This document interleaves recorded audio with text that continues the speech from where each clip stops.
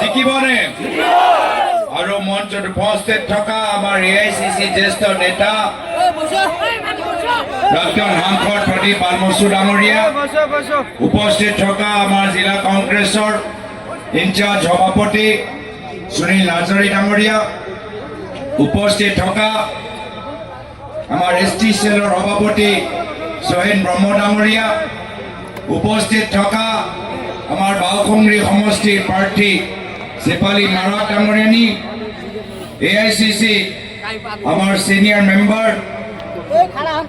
মাননীয় BP সিং ডাঙৰীয়া আৰু উপস্থিত থকা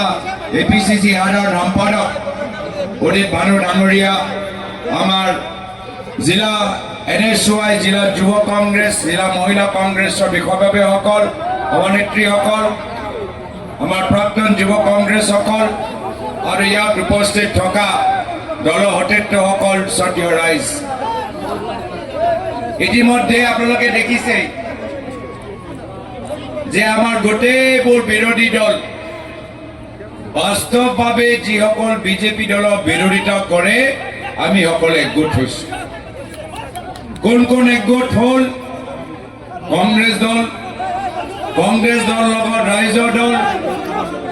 লগত অসম জাতীয় পৰিষদ দল, লগত CPM দল, লগত CPIML দল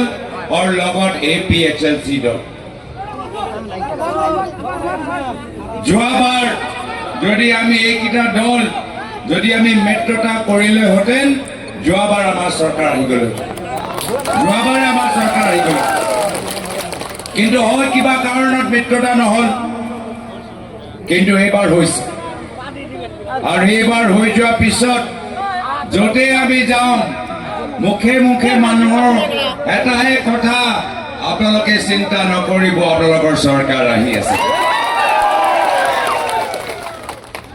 আমি উজনি অসমলৈ যাওঁ, মানুহবোৰ ওলাই আহে,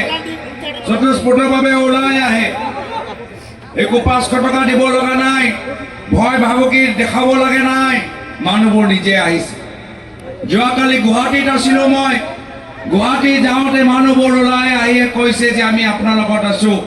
আমাক জুবিন দাৰ বাবে ন্যায় লাগে, আপোনালোকে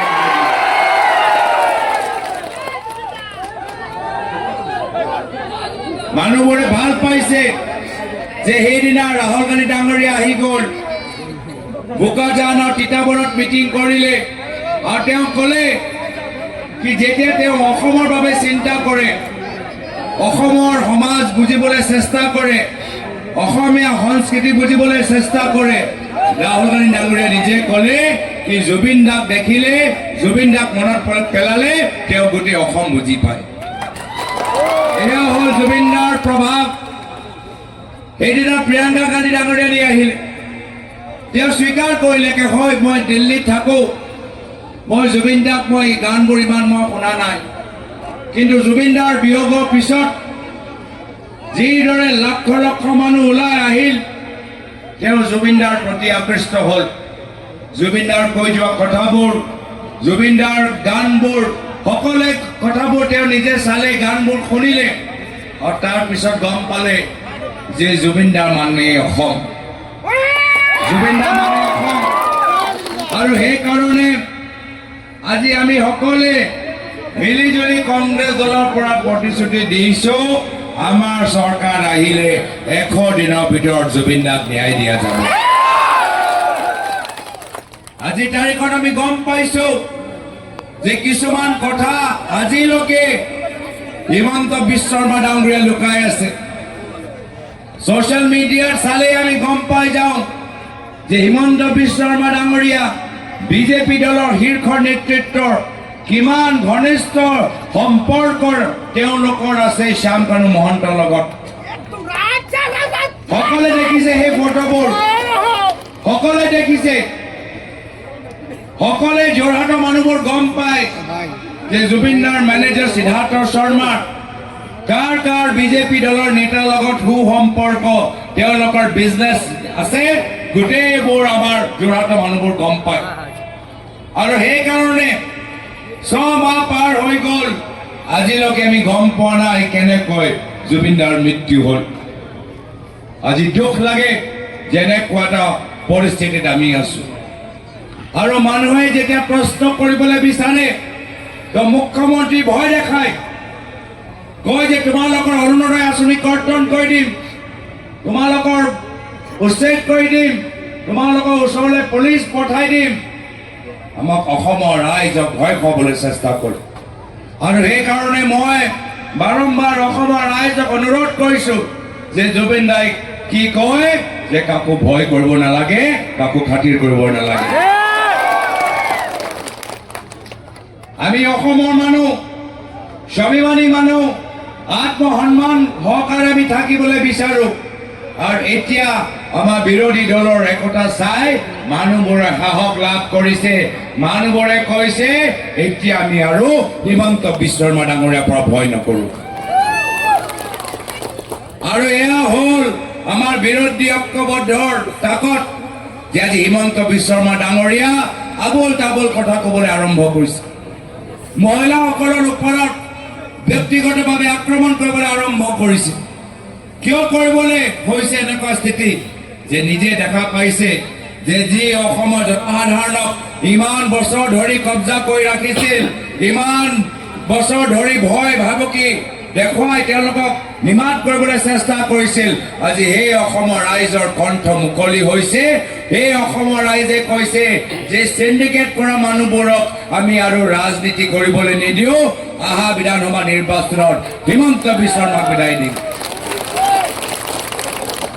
আজি তেওঁলোকে কি ধৰণৰ সিন্ডিকেটত নাই সকলোৱে জানে হিমন্ত বিশ্ব শৰ্মা ডাঙৰীয়া আজি গৰু সিন্ডিকেট কয়লা সিন্ডিকেট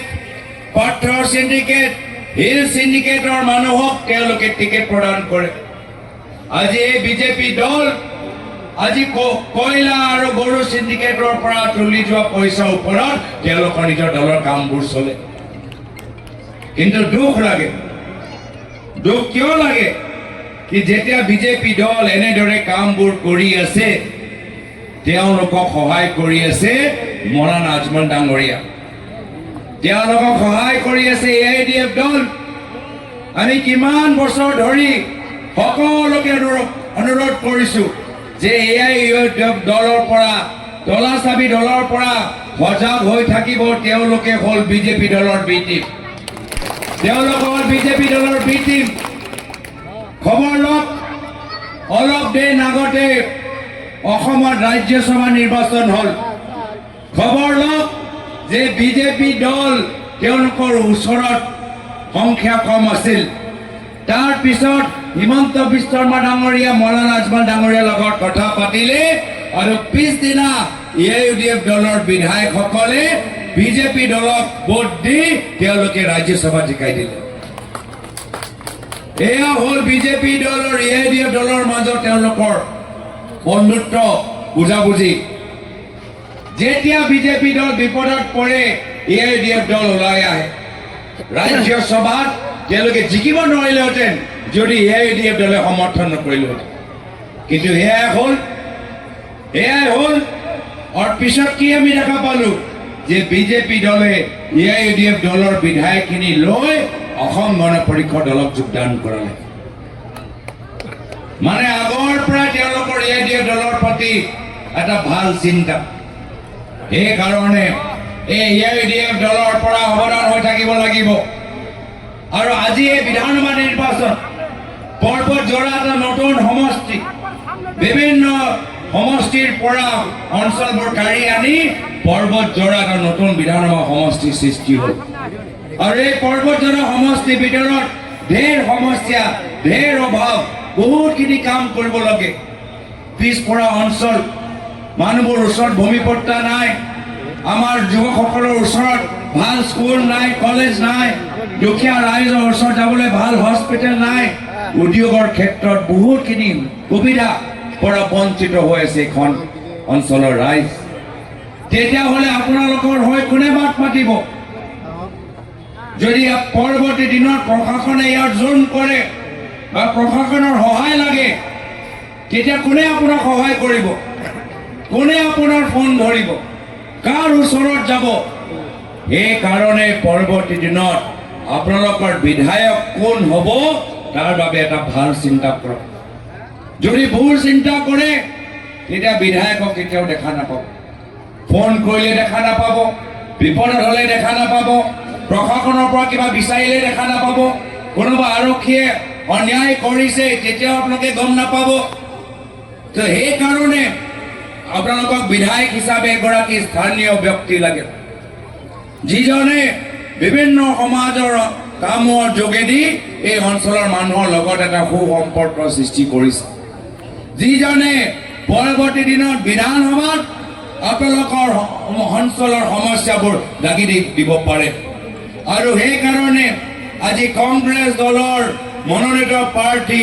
এডভোকেট আশৰাফুল ইছলাম ডাঙৰীয়া হৈ আজি মই প্ৰদেশ কংগ্ৰেছ সভাপতি হিচাপে প্ৰচাৰ চলাবলৈ আহিছোঁ আপোনালোকে দেখিছে ঝাৰখণ্ডৰ পৰা প্ৰদীপ বালমুচু ডাঙৰীয়া আহিছে মোৰো আজি কেইবাটাও অনুষ্ঠান আছে কিন্তু গুৱাহাটীৰ পৰা হেলিকপ্টাৰ লৈ আজি মই আপোনালোকৰ মাজত আহিছোঁ আৰু আপোনালোকক কৈছোঁ কি যদি আমাক আশীৰ্বাদ কৰিবলৈ বিচাৰে আমাৰ হাত শক্তিশালী কৰাটো বিচাৰে হিমন্ত বিশ্ব শৰ্মা ডাঙৰীয়া বাস্তৱভাৱে বিদায় দিয়াটো বিচাৰে বিধানসভাত আপোনালোকে এগৰাকী শক্তিশালী কণ্ঠ বিচাৰে এজন বলিষ্ঠ নেতা বিচাৰে তেতিয়াহ'লে আহা 9 তাৰিখত হাতৰ চিৰপত ভোট দি আশৰাফুল ইছলাম ডাঙৰীয়া কংগ্ৰেছ দলটো আজি আমি কোনো প্ৰাৰ্থী কেন্দ্ৰিক ৰাজনীতি কৰিবলৈ অহা নাই আজি আমি কংগ্ৰেছ দলটোক সংগঠনটো সবল কৰিবলৈ বহল কৰিবলৈ আমি ওলাই আহিছোঁ আৰু সেইকাৰণে আজি আমি কংগ্ৰেছ কৰি আছোঁ কাৰ কাৰণে নিজৰ ব্যক্তিগত স্বাৰ্থৰ বাবে নহয়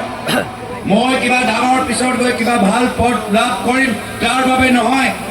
আমি কংগ্ৰেছ কৰিছোঁ এই কংগ্ৰেছ কৰিলেহে আমি অসমখন উদ্ধাৰ কৰিব পাৰিম আৰু হিমন্ত বিশ্ব শৰ্মা ডাঙৰীয়া অন্যায় আমি শেষ কৰিব পাৰিম তো সেইকাৰণে বৃহত্তৰ স্বাৰ্থত